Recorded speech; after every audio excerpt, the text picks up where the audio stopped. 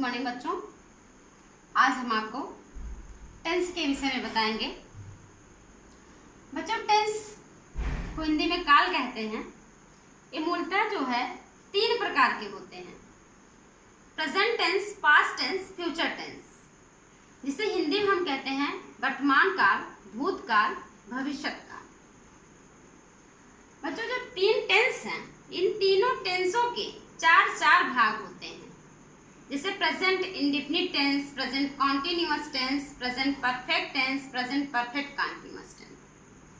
वैसे ही पास्ट के भी 4 रूप होते हैं: past indefinite, past continuous, past perfect, past perfect continuous. इसी प्रकार फ्यूचर के भी 4 भेद होते हैं: future indefinite, future continuous, future perfect, future perfect continuous. अब बच्चों, सबसे पहले जो टेंस आता है वो प्रेजेंट इंडेफिनिट टेंस होता है। इसकी पहचान होती है ऐसे वाक्यों के अंत में ता है, ती है, ते हैं इत्यादि शब्द लगा रहता है। इसकी जो हेल्पिंग वर्ब है, जो सहायक क्रिया है, वो डू तथा डज होती है। अब सिंगुलर नंबर अर्थात एक वचन, इसे हम कहते हैं एक वचन। एक वचन के साथ डस, ही, सी, इट, दिस या नाम या एक वचनकर्ता के साथ प्रयोग किया जाता है। बच्चों, जो प्रेजेंट इंडेफिनिट टेंस की सहायक क्रिया हेल्पिंग वर्ब जो डज है, ये सिंगुलर नंबर के साथ प्रयोग किया जाता है। सिंगुलर नंबर अर्थात सब्जेक्ट अगर सिंगुलर नंबर में रहता है तो डज का प्रयोग किया जाता है।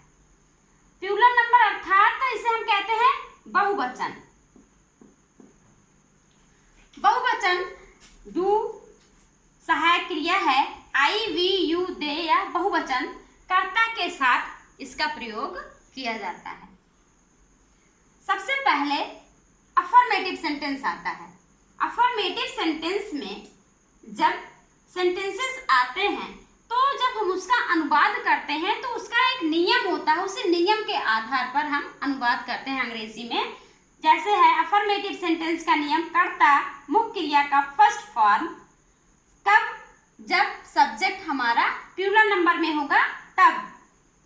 एक वचन कर्ता अगर आता है सब्जेक्ट में तो एस या ईएस का प्रयोग, उसके बाद कर्म, फिर सेस। अब बच्चों एग्जाम्पल हम देखते हैं, उसके बाद समझ में आएगा। वह स्कूल जाता है। वह अर्थात जो सब्जेक्ट है, जो कर्ता है, ये कर्ता हमारा एक वचन में है। जब कर्ता एक वचन में होता है तो यहाँ पे लिखा है कि जब कर्ता एक वचन में होता है तो एस या ईएस का प्रयोग किया जाता है। कब? मेन वर्ब में। उसके बाद हम क्या लिखते हैं? कर्म अर्थात ऑब्जेक्ट। वह स्कूल जाता, ही गोज टू स्कूल। दूसरा है मैं पढ़ता हूँ। जब सब्जेक्ट हमारा प्लूरल नंबर में होता है अर्थात बहुवचन में होता है तो मुख्य क्रिया का फर्स्ट फॉर्म प्रयोग किया जाता है। इसलिए यहाँ क्या लगा है? Read, I read. वे गाना गाते हैं। अब यहाँ सब्जेक्ट जो है ये दे का मतलब है, ये क्या है? ये प्लूरल नंबर में है। सब्जेक्ट हमारा प्लूरल नंबर में है, इसलिए जो मेन वर्ब है उसका हम क्या करेंगे? फर्स्ट फॉर्म यहाँ पे प्रयोग करेंगे।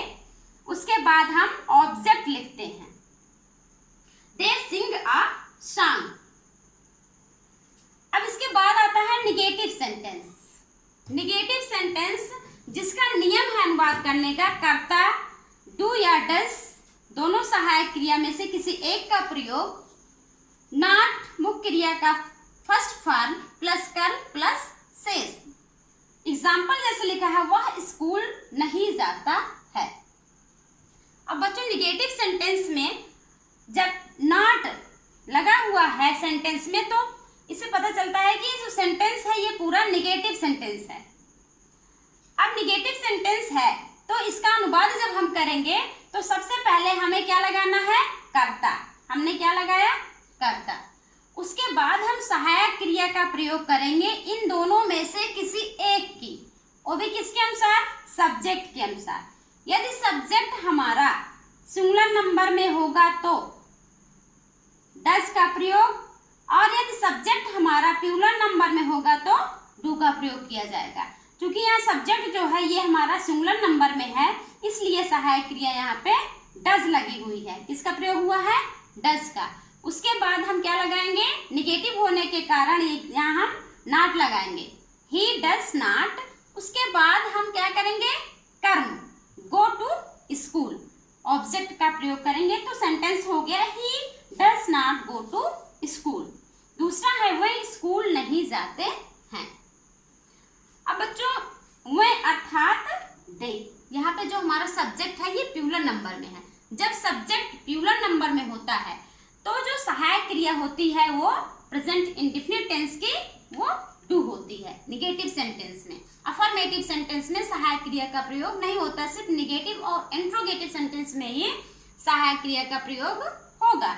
तो वे स्कूल नहीं जाते हैं, सब्जेक्ट यहाँ प्लूरल नंबर में है इसलिए सहायक क्रिया डू लगी। उसके बाद निगेटिव होने के कारण हम नॉट का प्रयोग करेंगे, दे डू नॉट। फिर मेन वर्ब का फर्स्ट फॉर्म लगा करके फिर हम ऑब्जेक्ट लिखेंगे। अब इसके बाद इंट्रोगेटिव सेंटेंस आता है जिसे हम कहते हैं प्रश्न सूचक वाक्य या प्रश्नवाचक वाक्य। ये बच्चों दो प्रकार का होता है। एक यहाँ जो कि सहायक क्रिया सबसे पहले आती है, दूसरा है जिसमें प्रश्न सूचक शब्द बीच में आता है। एग्जाम्पल जैसे क्या वह खाना खाता है। दो प्रकार से इंट्रोगेटिव सेंटेंस होते हैं।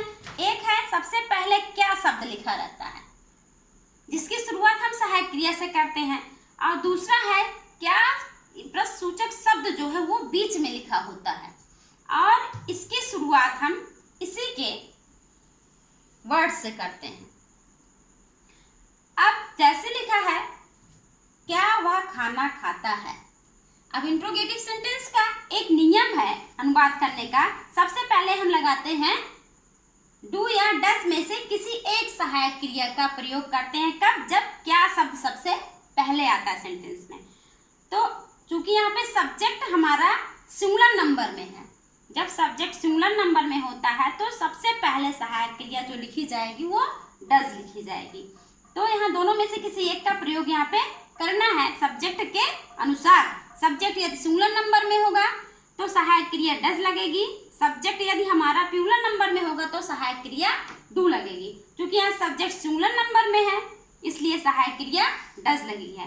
डज लगाने के बाद इन दोनों में से किसी एक को लगाने के बाद हम कर्ता लगाते हैं।